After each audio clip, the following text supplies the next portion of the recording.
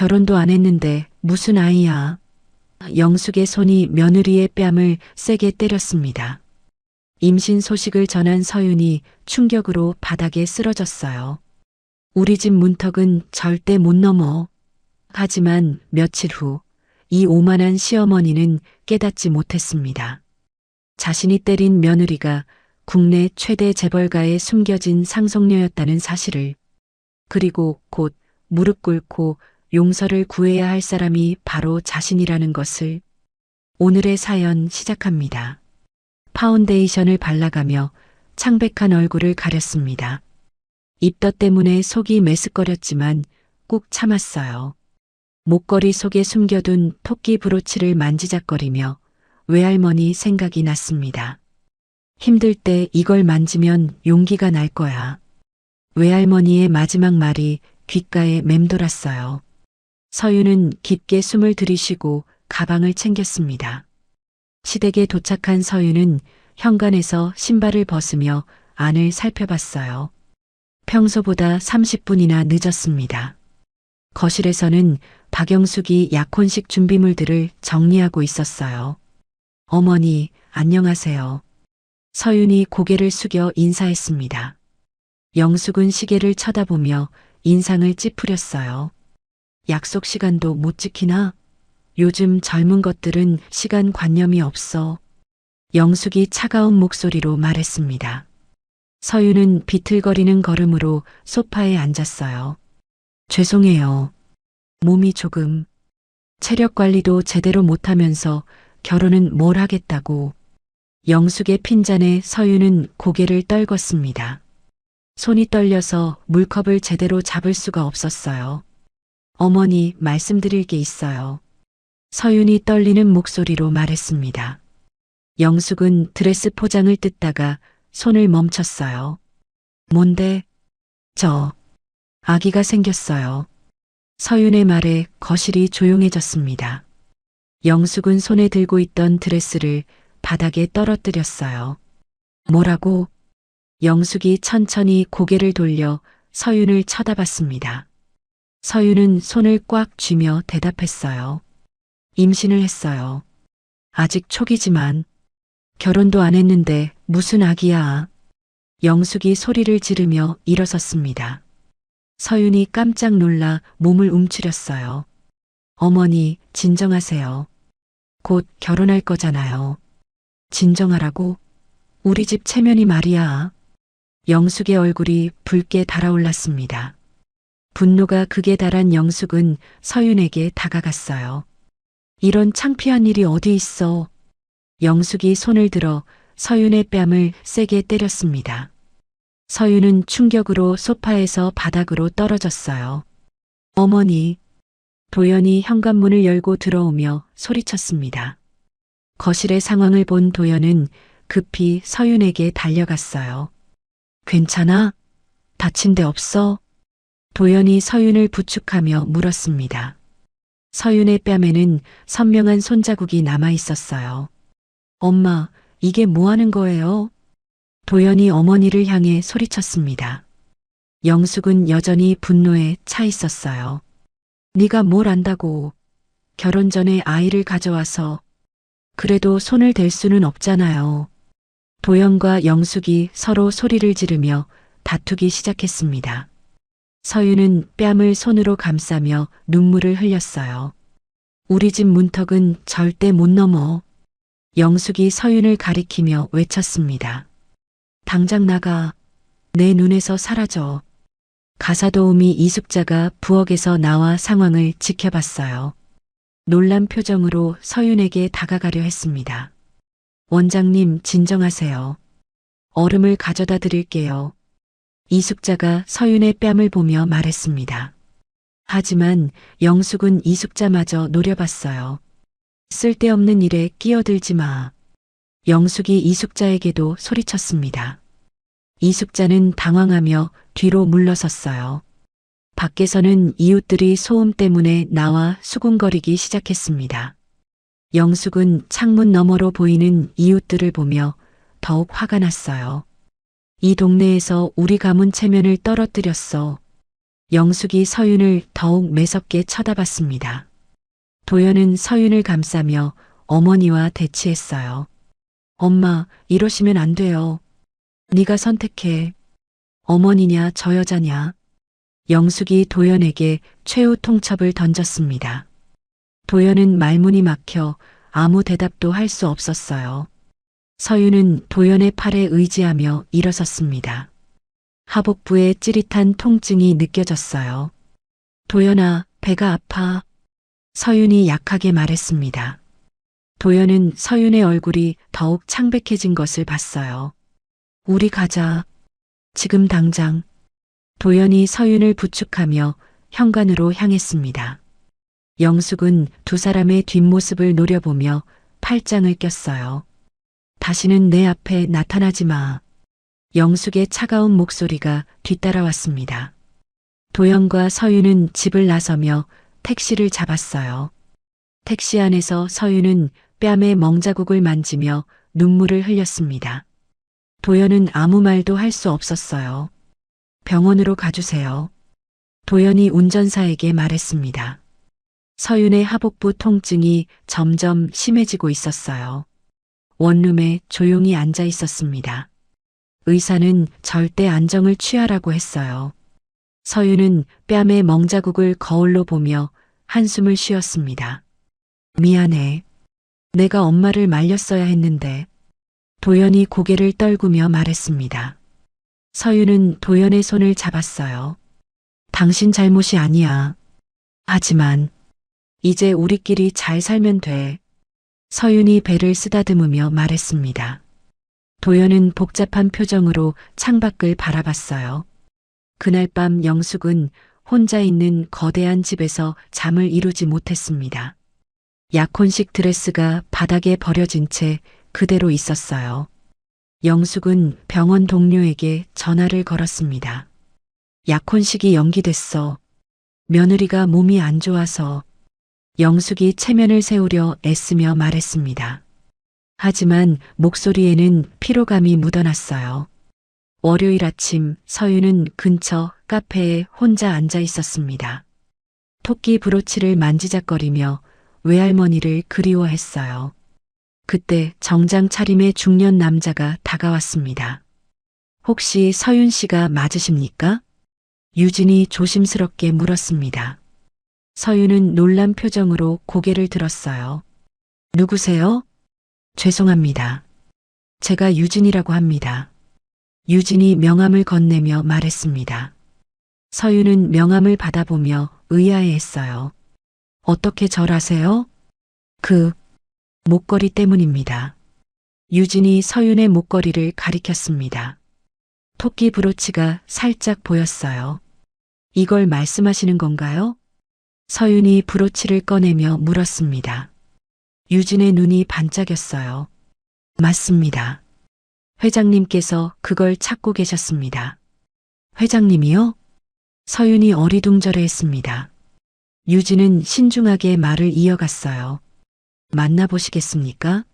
중요한 이야기가 있으실 것 같은데. 서윤은 잠시 망설였습니다. 하지만 호기심이 앞섰어요. 좋아요. 1시간 후 서윤은 고급 호텔 라운지에 있었습니다. 웬 할아버지가 혼자 앉아 서윤을 기다리고 있었어요. 강로에는 서윤을 보자마자 눈물을 글썽였습니다. 정말 민정이를 닮았구나. 강노애가 떨리는 목소리로 말했습니다. 서윤은 민정이라는 이름에 귀가 번쩍 뜨였어요. 민정이요? 그게 제 어머니 이름인데.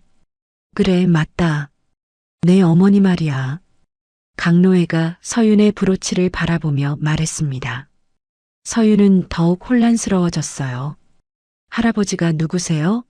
어머니를 어떻게 아세요? 나는 내 외할아버지란다. 강노애의 말에 서윤은 깜짝 놀랐습니다. 컵을 들던 손이 떨렸어요. 그럴 리가. 외할아버지는 돌아가셨다고. 30년 전 일이었어. 내 어머니가 집을 나갔을 때 말이야. 강노애가 과거를 떠올리며 말했습니다. 서윤은 숨이 막히는 느낌이었어요. 왜 그런 일이. 내가 정해준 결혼을 거부했거든. 사랑하는 남자가 있다고 했어. 강노회의 목소리에 후회가 묻어났습니다.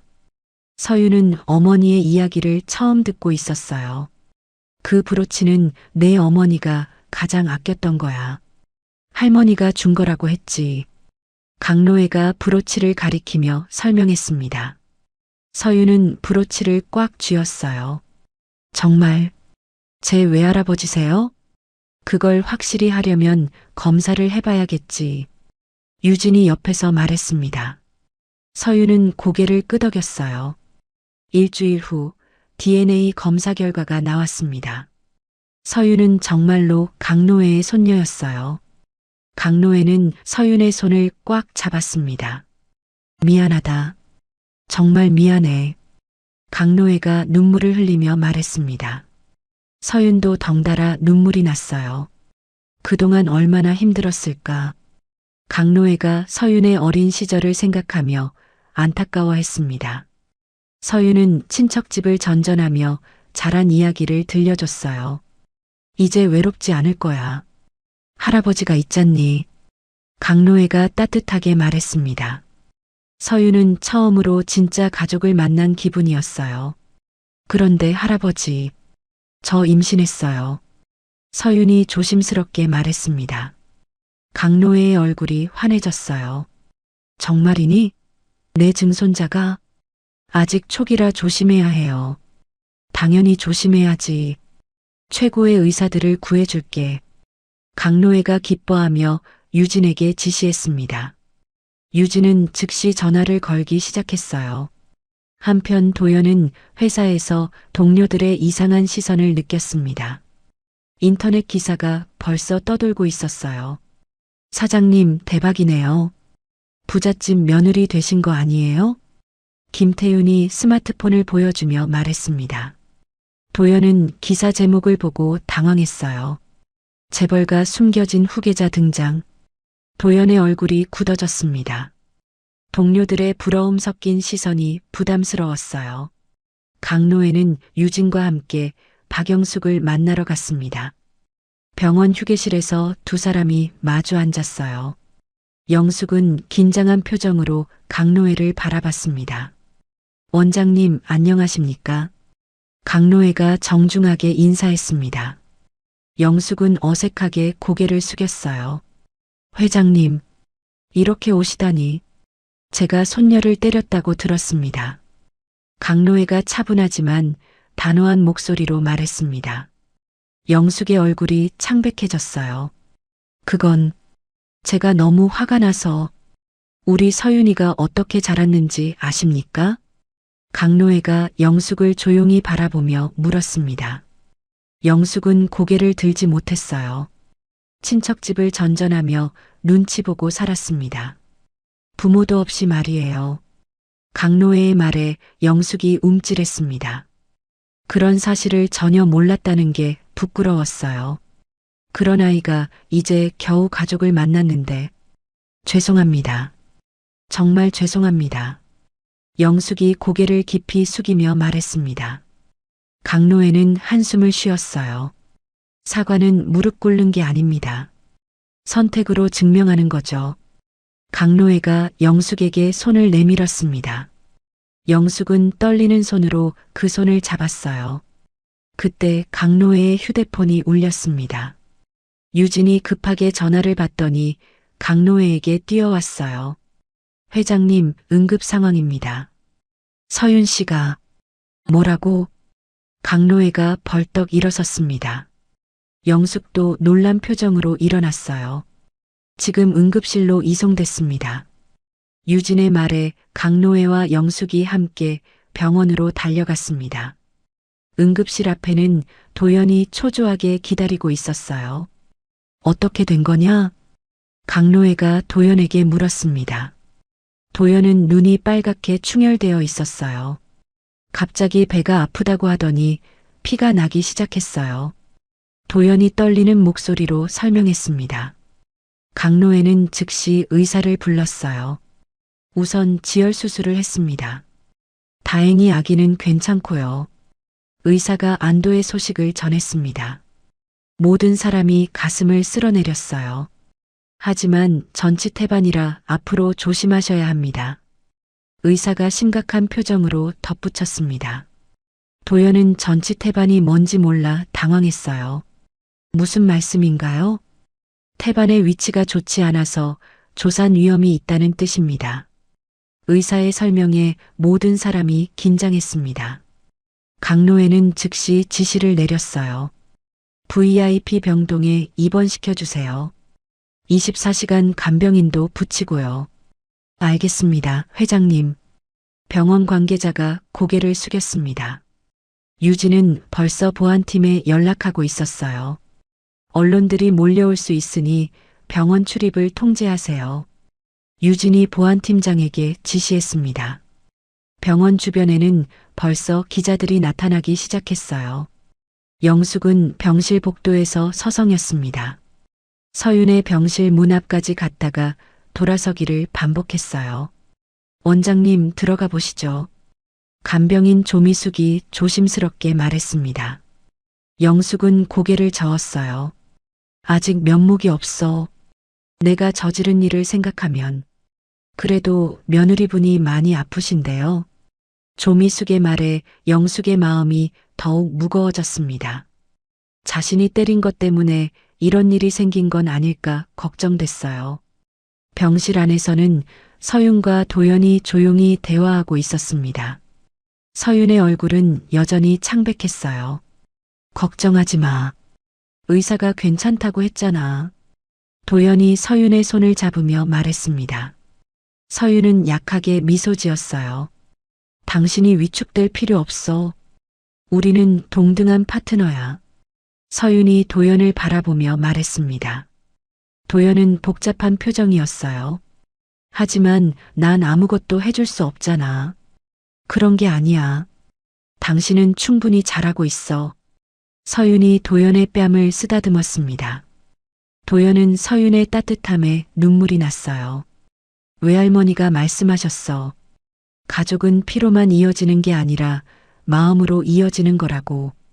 서윤이 외할머니와 어머니의 이야기를 들려줬습니다. 도연은 서윤의 말에 위로를 받았어요. 한편 유진은 바쁘게 움직이고 있었습니다. 언론사들에게 법적 대응을 경고하는 공문을 보냈어요. 도연 씨 회사에도 연락드렸습니다. 언론 괴롭힘 없이 일하실 수 있도록요. 유진이 강로애에게 보고했습니다. 강로애는 고개를 끄덕였어요. 하지만 도연의 회사 분위기는 이미 이상해졌습니다. 동료들이 조심스럽게 거리감을 두기 시작했어요. 이제 우리랑은 다른 세상 사람이네. 김태윤이 다른 동료에게 속삭였습니다. 도연은 그런 시선들을 느끼며 마음이 무거웠어요. 밤늦게 강노애가 서윤의 병실을 조용히 방문했습니다. 서윤은 깨어 있었어요. 할아버지, 이렇게 늦게까지. 아이 걱정은 하지 마라. 할아버지가 모든 걸 해결할게. 강노애가 서윤의 손을 잡고 다독였습니다. 서윤은 할아버지의 따뜻한 손에서 안정감을 느꼈어요. 고마워요, 할아버지. 고맙긴. 가족인데 당연한 거지. 강노애가 자애로운 미소를 지었습니다. 서윤도 처음으로 편안한 표정을 지었어요. 이번 일주일째 서윤은 침대에 누워 창밖을 바라보고 있었습니다. 강노애는 매일 병문안을 왔어요. 오늘도 커다란 꽃다발을 들고 병실 문을 열었습니다. 우리 손녀 기분은 어떠니? 강노애가 환한 미소를 지으며 물었습니다. 서윤은 반가운 표정으로 일어났어요. 할아버지, 매일 이렇게 오시면 피곤하실 텐데. 뭐가 피곤해? 내 증손자를 보러 오는 건데. 강노애가 서윤의 배를 살짝 가리키며 말했습니다. 서윤은 배를 쓰다듬으며 미소 지었어요. 강노애는 가방에서 오래된 사진첩을 꺼냈습니다. 서윤의 어머니 민정의 어린 시절 사진들이었어요. 내 어머니도 너처럼 똑똑하고 의지가 강했단다. 강노애가 사진을 넘기며 말했습니다. 서윤은 처음 보는 어머니의 모습에 눈물이 났어요. 어머니 얘기를 더 들려주세요. 민정이는 어려서부터 그림 그리기를 좋아했어. 너처럼 말이야. 강노해의 목소리에 그리움이 묻어났습니다. 서유는 어머니와 자신이 닮았다는 사실이 신기했어요. 한편 도연의 회사에서는 미묘한 변화가 일어나고 있었습니다. 평소 친했던 김태윤이 도연을 피하기 시작했어요. 사장님, 커피 한잔 할까요? 후배 이지원이 도연에게 다가왔습니다. 도연은 고개를 끄덕였어요. 카페에서 이지원이 조심스럽게 말을 꺼냈습니다. 요즘 회사 분위기가 좀 이상해요. 무슨 말이야? 도연이 커피를 마시며 물었습니다. 이지원은 망설이다가 입을 열었어요. 다들 사장님한테 어떻게 대해야 할지 모르겠다고 해요. 도연의 표정이 굳어졌습니다. 예상했던 일이지만 실제로 듣기는 힘들었어요. 태윤이 형은 뭐라고 해? 이제 우리랑은 다른 세상 사람이라고. 이지원의 말에 도연은 주먹을 꽉 쥐었습니다. 가장 친했던 친구의 배신이 더욱 아팠어요. 병원에서는 영숙이 또다시 서윤의 병실 앞에 서 있었습니다. 며칠째 같은 행동을 반복하고 있었어요. 간병인 조미숙이 옆에서 지켜봤습니다. 원장님, 그냥 들어가세요. 며느리분도 원장님을 기다리실 거예요. 조미숙이 권했습니다. 영숙은 고개를 저었어요. 내가 저지른 일을 생각하면 아직 면목이 없어. 하지만 같은 여자로서 이해하실 거예요. 이해? 손을 댄 건데 무슨 이해가? 영숙의 목소리에 자책감이 가득했습니다. 조미숙은 안타까운 표정으로 영숙을 바라봤어요. 그때 강노해가 서윤과 함께 복도로 나왔습니다. 휠체어에 앉은 서윤이 영숙과 마주쳤어요. 어머니, 서윤이 조심스럽게 말했습니다. 영숙은 당황하며 뒤로 물러섰어요. 괜찮으니까 가까이 오세요. 서윤이 따뜻하게 말했습니다. 하지만 영숙은 여전히 머뭇거렸어요. 미안하다, 서윤아. 정말 미안해. 영숙이 떨리는 목소리로 말했습니다. 눈에는 눈물이 고였어요. 강노해는 이 광경을 지켜보며 마음이 복잡했습니다. 자신도 과거에 딸에게 똑같은 실수를 했기 때문이에요. 다음 날 강노해는 도연을 따로 불렀습니다. 호텔 라운지에서 두 사람이 마주 앉았어요. 자존심 때문에 아내를 힘들게 하지 마라. 강노해가 진지하게 말했습니다. 도연은 고개를 숙였어요. 진짜 남자는 상황에 휘둘리지 않는 법이야. 하지만 저는 아무것도 해줄 수 없어요. 도연이 무력감을 토로했습니다. 강노해는 도연을 이해한다는 표정이었어요. 우리 그룹 계열사에서 일해보지 않겠나? 강노해가 제안했습니다. 도연은 깜짝 놀랐어요. 감사하지만 제가 실력으로 인정받고 싶습니다. 도연이 정중히 거절했습니다. 강노해는 도연의 의지를 존중하는 표정이었어요. 그럼 정정당당한 경쟁을 통해 내 실력을 보여달라. 강노해가 격려하며 말했습니다. 도연은 감사함을 느꼈어요.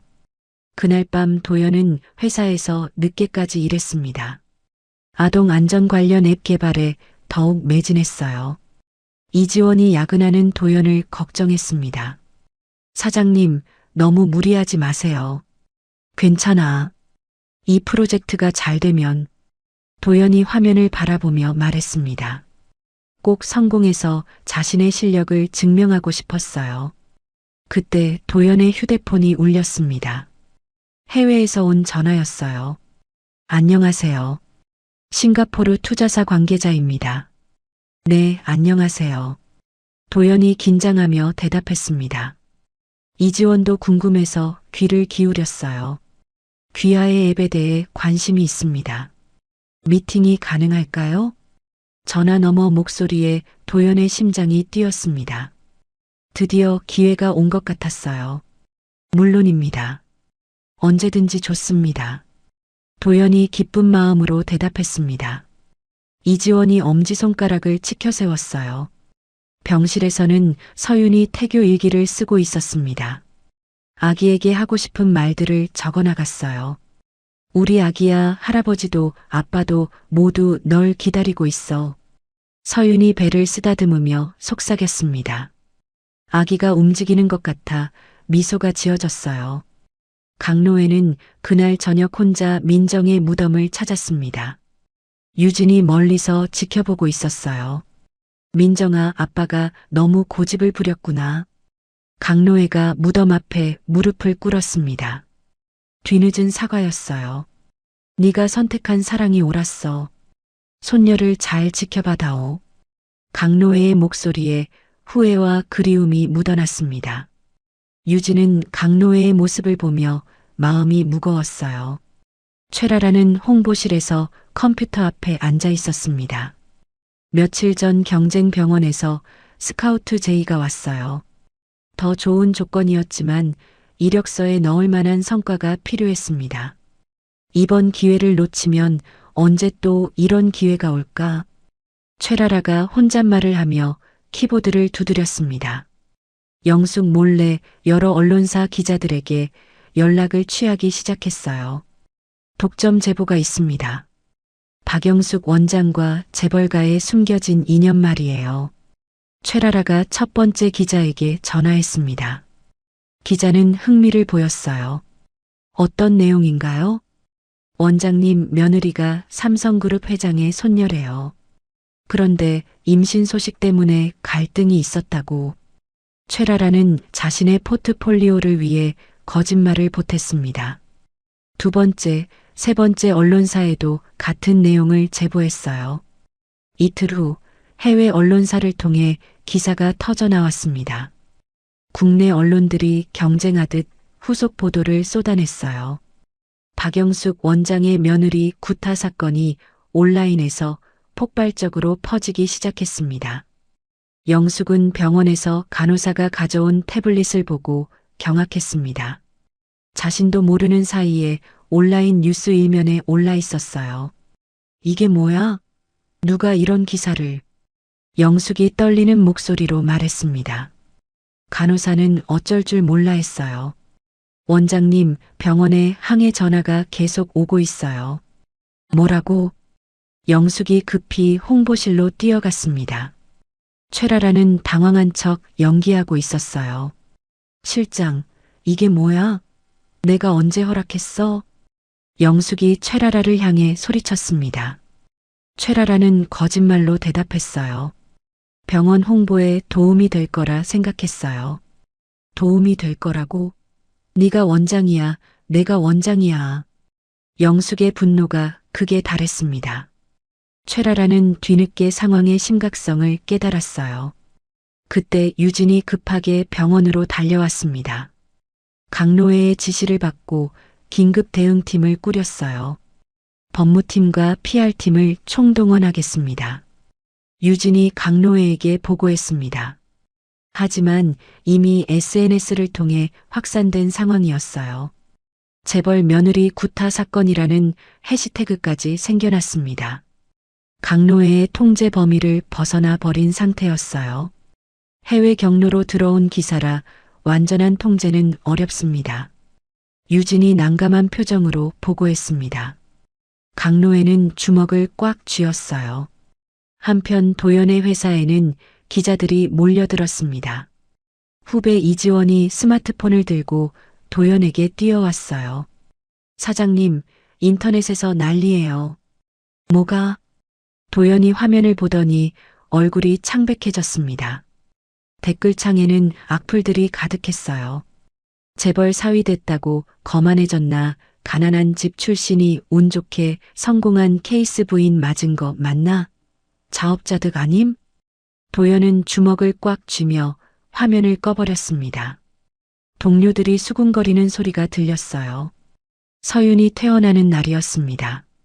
병원 로비에는 예상치 못하게 기자들이 몰려 있었어요.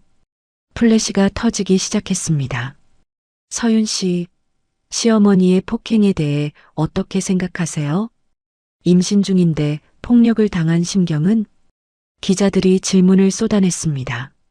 서윤은 당황하며 도연의 팔을 잡았어요. 저는 서윤이 말을 제대로 잇지 못했습니다. 그때 영숙이 나타났어요. 영숙은 기자들 앞에서 무릎을 꿇었습니다. 모든 사람이 깜짝 놀랐어요. 모든 책임은 저에게 있습니다. 영숙이 떨리는 목소리로 말했습니다. 플래시가 더욱 빠르게 터졌어요. 제가 며느리에게 용서받을 수 없는 잘못을 저질렀습니다. 영숙의 진심 어린 사과에 로비가 조용해졌습니다. 서윤은 복잡한 감정에 휩싸였어요. 제가 화를 참지 못하고 손을 들어 평생 후회하고 있습니다. 영숙이 눈물을 흘리며 계속 말했습니다. 기자들은 이런 모습을 예상하지 못했어요. 서윤은 영숙의 무릎 꿇은 모습을 보고 마음이 아팠습니다. 천천히 다가가서 영숙을 일으켜 세우려 했어요. 어머니, 일어나세요. 서윤의 목소리에 영숙이 고개를 들었습니다. 두 사람의 눈이 마주쳤어요. 저는 어머니를 원망하지 않아요. 서윤의 말에 영숙이 더욱 울음을 터뜨렸습니다. 주변 사람들도 감동받는 표정이었어요. 이 장면이 실시간으로 방송되면서 온라인 여론이 바뀌기 시작했습니다. 며느리가 시어머니를 용서하려 한다는 댓글들이 늘어났어요. 강노회가 긴급 기자회견을 열었습니다. 기자들이 가득 찬 회견장에서 단호하게 말했어요.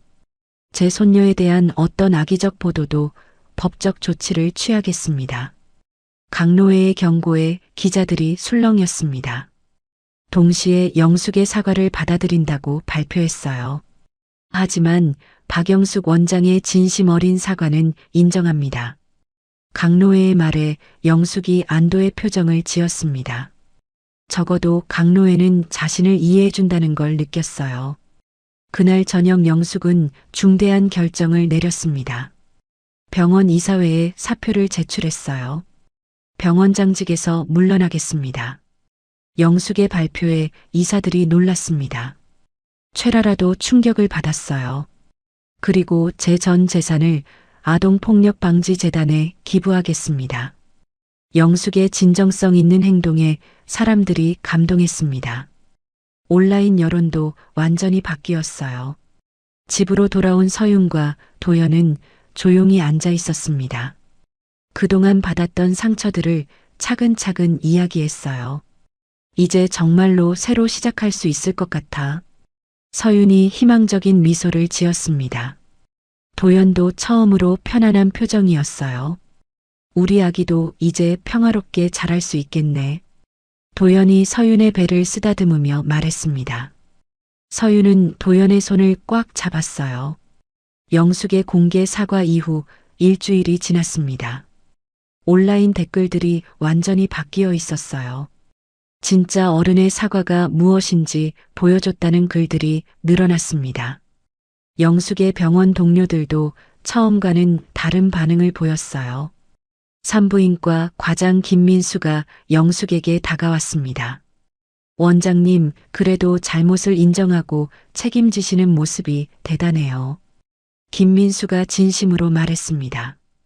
영숙은 씁쓸하게 미소 지었어요. 대단하긴요. 당연한 걸 했을 뿐이에요. 영숙이 고개를 저으며 대답했습니다. 자책하는 마음이 여전했어요. 그때 최라라가 사직서를 들고 영숙의 방으로 들어왔습니다. 눈이 빨갛게 부어 있었어요. 원장님, 죄송합니다. 정말 죄송해요. 최라라가 울먹이며 말했습니다. 영숙은 차분하게 최라라를 바라봤어요. 네가 왜 그랬는지는 알겠어. 더 좋은 곳으로 가고 싶었겠지. 변명의 여지가 없어요. 제가 모든 걸 망쳤어요. 최라라가 바닥에 고개를 조아렸습니다. 영숙은 한숨을 쉬었어요. 사직서는 받을 수 없어. 원장님, 같이 책임을 지고 더 나은 사람이 되자. 영숙의 말에 최라라가 고개를 들었습니다. 예상치 못한 반응이었어요. 네가 진짜 잘못을 깨달았다면 도망가지 말고 나와 함께해. 무슨 말씀이세요? 아동보호 활동을 도와달라. 우리가 저지른 실수를 만회하는 일 말이야. 영숙의 제안에 최라라의 눈에 희망이 보였습니다. 사죄할 기회를 주는 것이었어요. 한편 도연은 싱가포르 투자사와 화상회의를 하고 있었습니다. 회의실에는 이지원도 함께 있었어요. 당신의 아동 안전 앱 기술에 깊은 인상을 받았습니다. 투자사 관계자가 영어로 말했습니다. 도연은 떨리는 마음으로 대답했어요. 감사합니다. 더 많은 아이들을 보호할 수 있는 기술입니다. 정식 투자를 제안하고 싶습니다. 500만 달러는 어떠십니까? 투자사의 제안에 도연과 이지원이 눈을 크게 떴습니다. 예상보다 훨씬 큰 금액이었어요. 정말 감사합니다. 도연이 감격하며 대답했습니다. 강로회와는 전혀 무관한 성과였어요. 내가 재벌 사위라서가 아니라 실력으로 인정받은 거구나. 도연이 혼잣말을 했습니다. 이지원이 엄지손가락을 치켜세웠어요. 서윤은 강로회와 함께 그룹 본사를 둘러보고 있었습니다. 임원들이 서윤을 정중하게 맞이했어요. 손녀, 이제 본격적으로 경영에 참여해보지 않겠니? 강로회가 제안했습니다. 서윤은 잠시 생각에 잠겼어요. 할아버지가 이루신 것도 대단하지만 뭔가 다른 생각이 있구나. 제가 정말 하고 싶은 일을 찾아서 하고 싶어요. 서윤의 말에 강로회가 흐뭇하게 웃었습니다. 딸 민정과 똑같은 의지였어요. 좋다. 아이를 낳고 나서 천천히 생각해봐라. 강로회가 서윤의 선택을 존중했습니다. 서윤은 할아버지에게 감사함을 느꼈어요. 그날 정기검진에서 충격적인 소식이 전해졌습니다. 담당 의사가 초음파 화면을 가리키며 설명했어요. 아기 심장에 이상 소견이 보입니다. 의사의 말에 서윤과 도연이 얼굴이 창백해졌습니다. 강로회도 긴장한 표정이었어요. 심실중격 결손증이라는 질환입니다. 출생 직후 수술이 필요해요. 의사가 자세히 설명했습니다. 서윤은 손으로 배를 감싸며 떨었어요. 우리 아기가 괜찮을까요? 서윤이 불안해하며 물었습니다. 의사는 안심시키려 노력했어요. 수술로 완치가 가능한 수준입니다. 걱정하지 마세요. 하지만 출생 직후 즉시 수술팀이 대기해야 한다고 덧붙였습니다. 모든 사람의 마음이 무거워졌어요. 영숙이 이 소식을 듣고 즉시 병원으로 달려왔습니다. 자신의 의료진 네트워크를 총동원하기 시작했어요. 국내 최고의 소아심장외과 의사들을 섭외할게요. 영숙이 강로회에게 말했습니다. 강로회는 고개를 끄덕였어요. 제가 의사로서 할 수 있는 모든 걸 동원해서라도 손녀를 지키겠어요. 영숙이 처음으로 아이를 손녀라고 불렀습니다. 성별이 확인된 것이었어요. 딸이구나.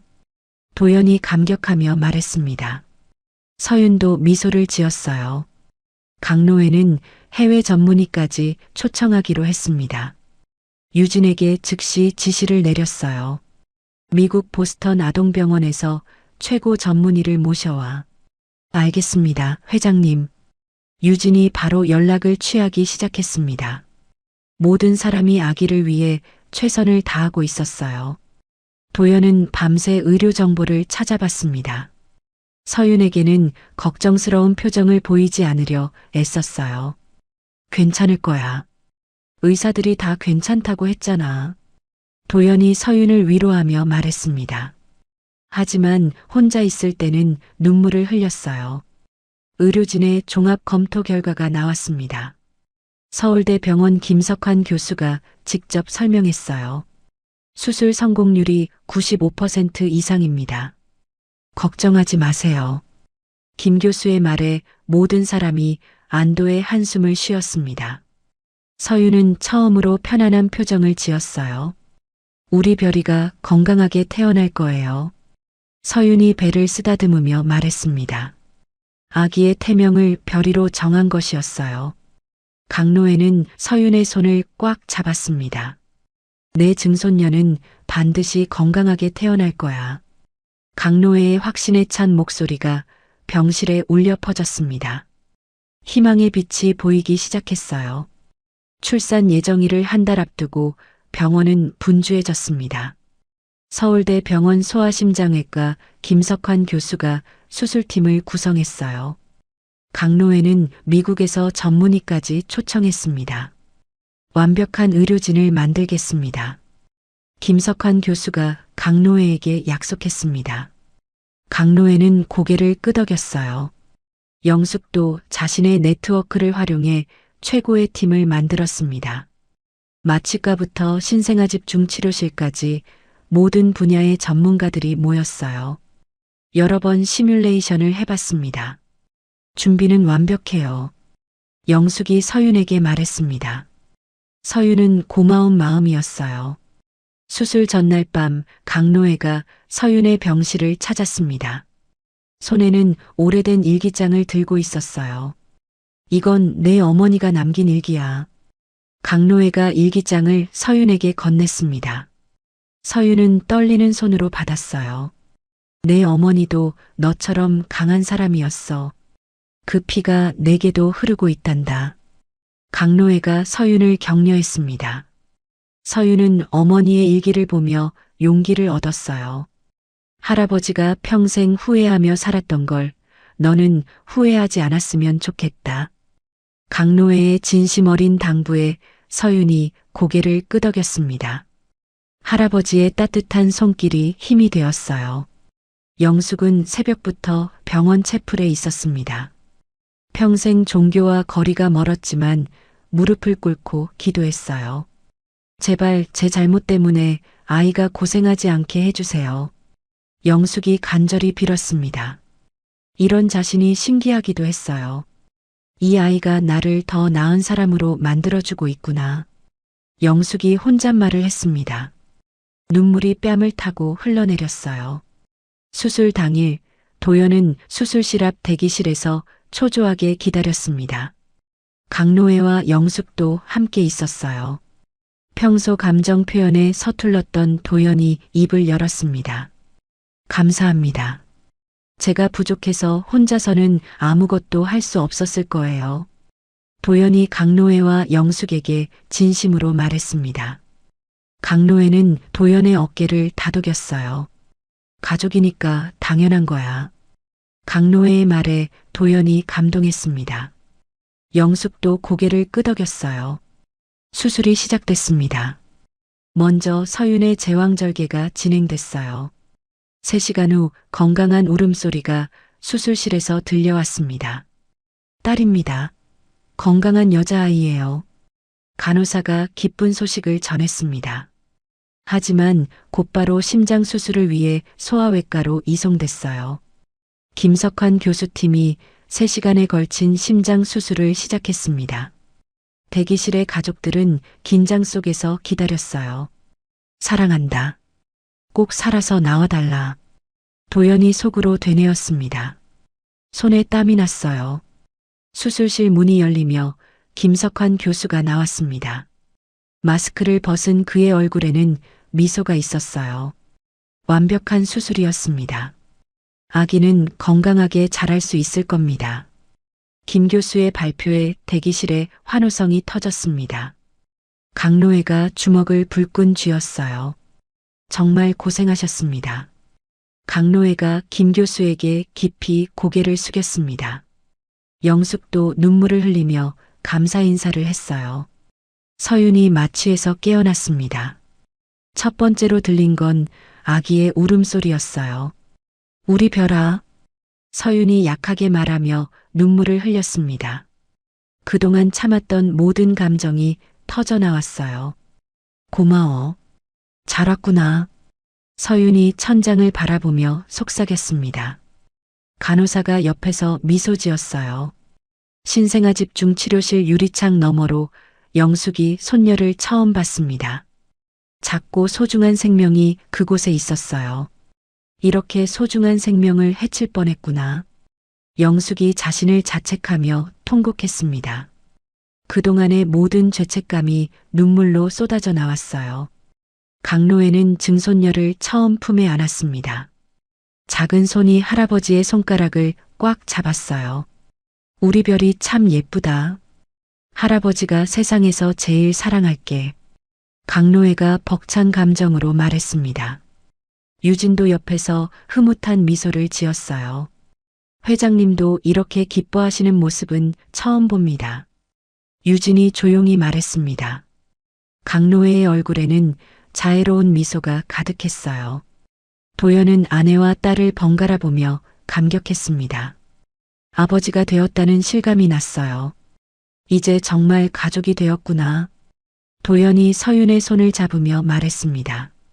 서윤은 행복한 미소를 지었어요. 이 아이가 우리를 더 강하게 만들어줄 거야. 서윤이 도연을 바라보며 말했습니다. 두 사람의 손이 꽉 맞잡혔어요. 회복실에서 온 가족이 둘러싸인 가운데 서윤은 평안한 표정이었습니다. 별이의 고른 숨소리가 방 안에 울려 퍼졌어요.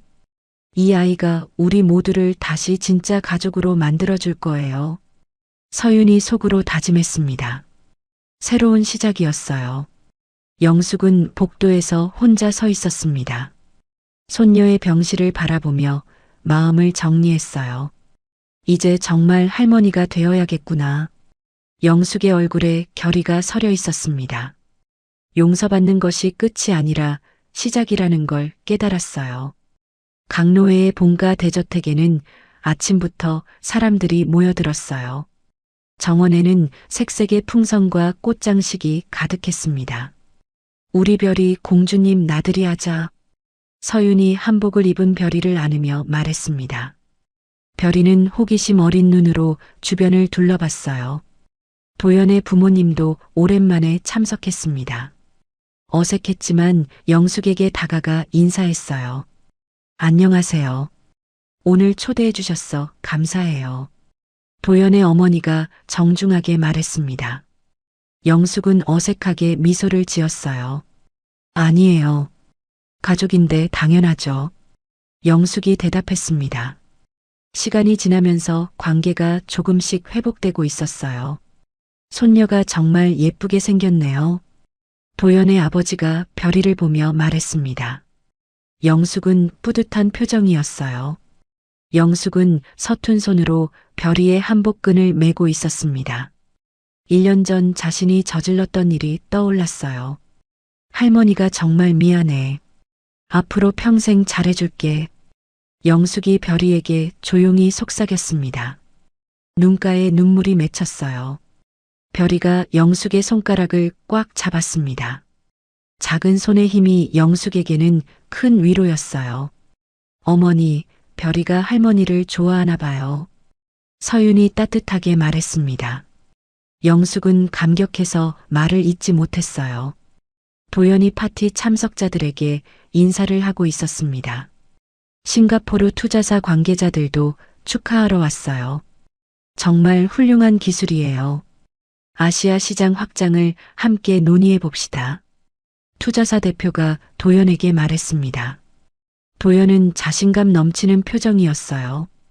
감사합니다. 더 많은 아이들을 보호할 수 있도록 노력하겠습니다. 도연이 당당하게 대답했습니다. 이제 재벌 사위가 아닌 자신의 실력으로 인정받고 있었어요. 한편 서윤은 자신이 설립한 별빛 아카데미 관계자들과 이야기하고 있었습니다. 소외계층 아이들을 위한 미술 교육 사업이었어요. 벌써 50명의 아이들이 참여하고 있어요. 직원이 보고했습니다. 서윤은 뿌듯한 미소를 지었어요. 더 많은 아이들에게 기회를 줄 수 있으면 좋겠어요. 서윤의 말에 강로애가 다가왔습니다. 손녀의 뜻을 지지하는 표정이었어요. 우리 서윤이가 정말 의미 있는 일을 하고 있어. 강로애가 참석자들에게 자랑스럽게 말했습니다. 서윤은 부끄러워하며 고개를 숙였어요. 최라라도 파티에 참석했습니다. 영숙과 함께 아동보호 캠페인을 진행하고 있었어요. 원장님 덕분에 정말 많이 배웠어요. 최라라가 영숙에게 진심으로 말했습니다. 영숙은 최라라의 변화된 모습이 기특했어요. 우리 둘 다 많이 변했지. 더 나은 사람이 되어가는 거야. 영숙이 최라라의 어깨를 다독였습니다. 이제는 상사와 부하가 아닌 동반자였어요. 파티 중반에 별이가 처음으로 말을 했습니다. 어머니.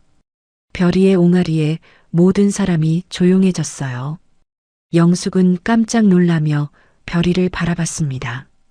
할머니라고 했나요? 영숙이 떨리는 목소리로 물었습니다. 주변 사람들이 고개를 끄덕였어요. 영숙은 감격해서 별이를 꼭 껴안았습니다. 주변에서 박수가 터져 나왔어요. 우리 별이 천마리 할머니네. 강노애가 흐뭇하게 말했습니다. 모든 사람의 얼굴에 미소가 번졌어요. 파티가 끝날 무렵 강노애는 조용히 서재로 들어갔습니다. 며칠 전에 작성한 유언장을 다시 한번 확인했어요. 앞으로 회사는 가문의 이익이 아니라 사회적 책임을 우선시하는 방향으로 운영하라. 강노애가 유진에게 지침을 전했습니다. 유진은 진지하게 고개를 끄덕였어요.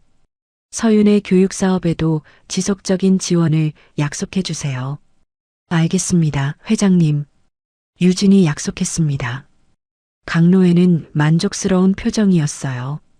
저녁 무렵 서윤과 도연은 별이를 안고 정원을 산책했습니다. 해가 지면서 아름다운 노을이 펼쳐졌어요.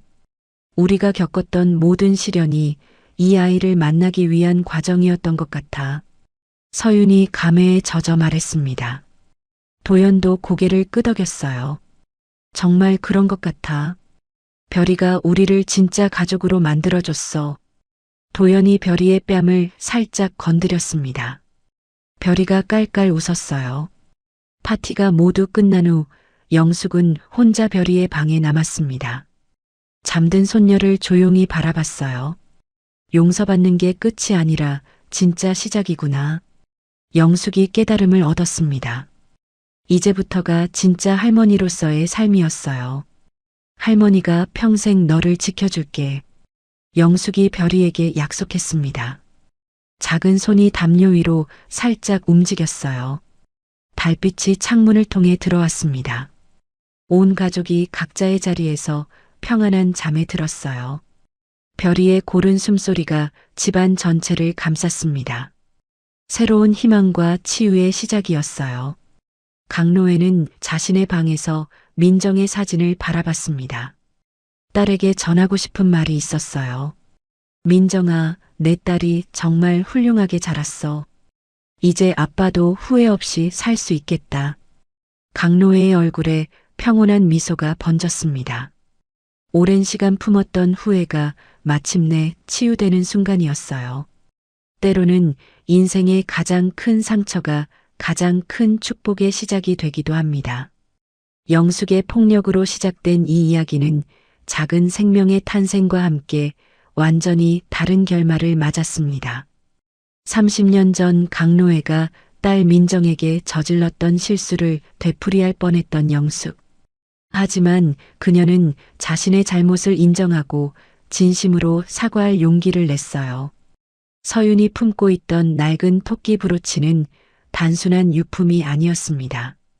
그것은 잃어버린 가족을 다시 연결해주는 운명의 실이었어요. 그리고 별이의 작은 심장은 두 가족의 상처받은 마음까지 치유해 주었습니다. 용서는 약한 자의 포기가 아닙니다. 상처를 안고도 다시 사랑할 수 있는 강한 자만이 할 수 있는 선택이에요. 영숙과 서윤이 보여준 것처럼 진정한 용서는 끝이 아니라 새로운 시작입니다. 가족이란 피로만 이어지는 것이 아니라 마음으로 선택하는 것이라는 걸 이들은 보여주었습니다. 여러분도 소중한 사람들과 마음으로 이어진 진짜 가족이 되시길 바라요. 이야기를 끝까지 들어주신 분이 계시다면 잘 들었다고 댓글 하나만 남겨주세요. 감사합니다.